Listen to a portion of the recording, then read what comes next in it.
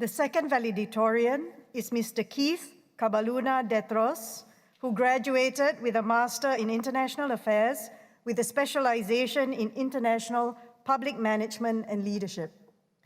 He is a Lee Ka-shing Foundation Scholar. He received the Lee Kuan Yew School of Public Policy Prize for Best Master in International Affairs Student and the medal for the Best White Paper. Together with his peers, Keith participated in the Global Public Policy Network's UN SDG program, where they started the Phone a Friend project. The project helped over 40 students in the Philippines cope with distant learning during the COVID-19 pandemic by leveraging technology solutions and offering tutorial services. Keith continues to work in the policy areas of digital economy and cybersecurity. Mr. Detros will now deliver his speech.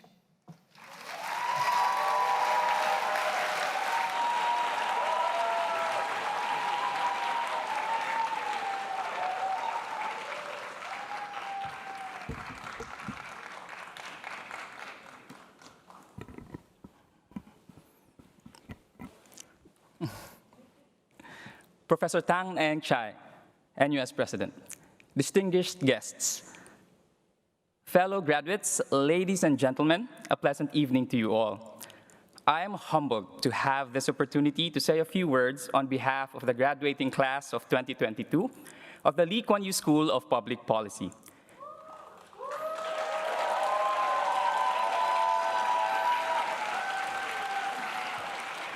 Tonight bookends and formally closes an important milestone in our academic and professional lives.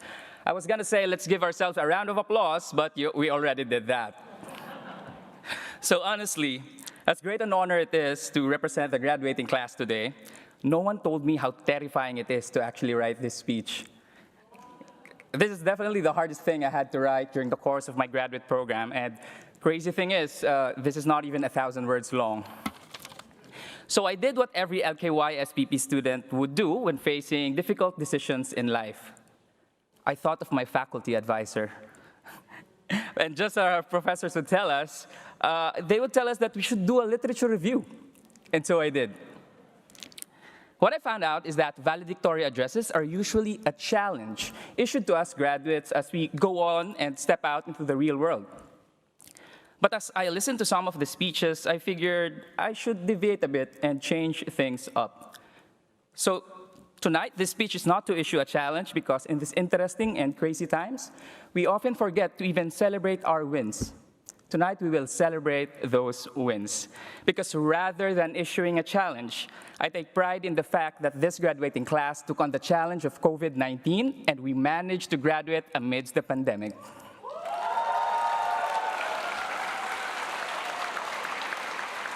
And that's the first win that we celebrate, and I wanted to highlight tonight. We embraced the unknown. When we started our programs, no one knew how everything would turn out. Some of us flew to Singapore at the height of COVID, away from our comfort zones, away from our families.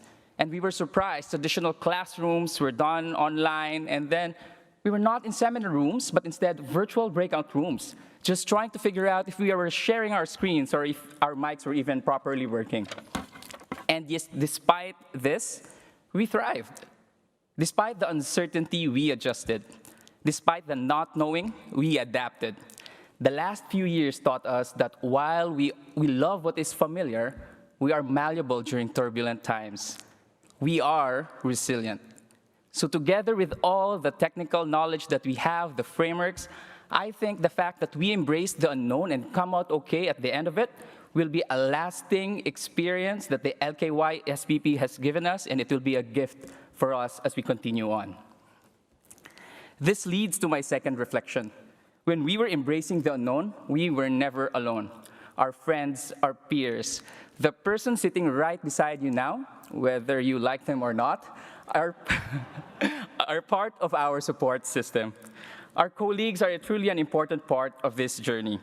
The school hosted a diverse set of cohort from all over the world, with each one bringing a range of perspectives.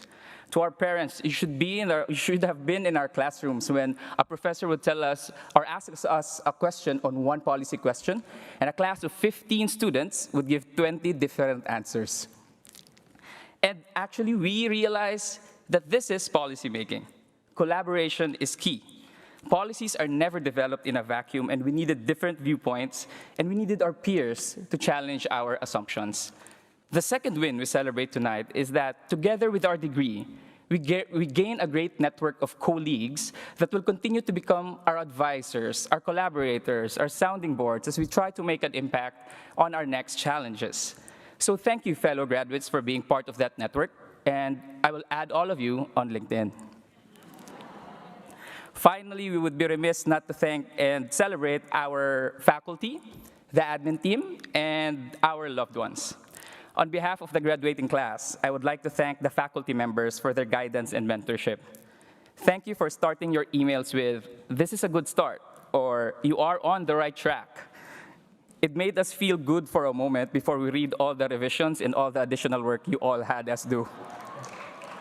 So thank you again, professors.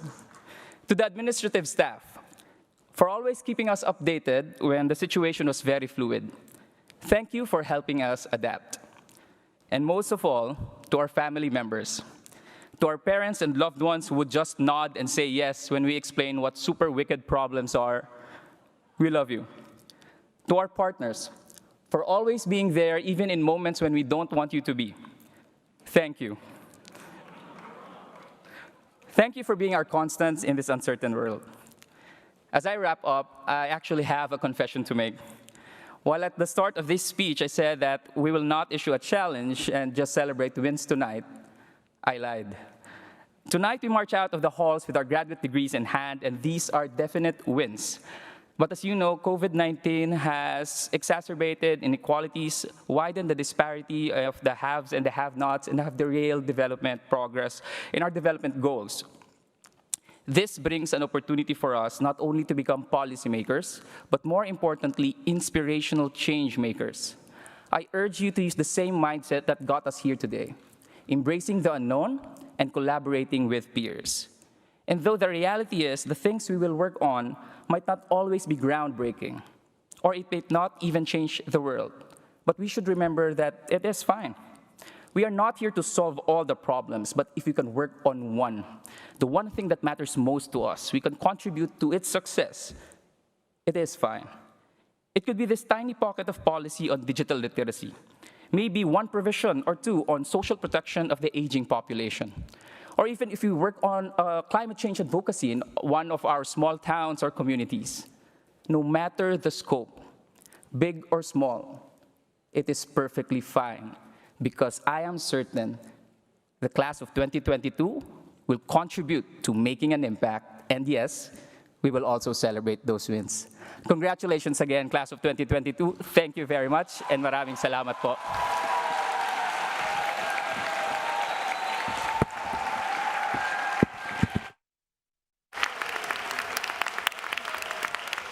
Dear graduates, as we come to the end of today's ceremony, we would like to extend our heartiest congratulations to you on your commencement. We warmly welcome you to the NUS alumni family.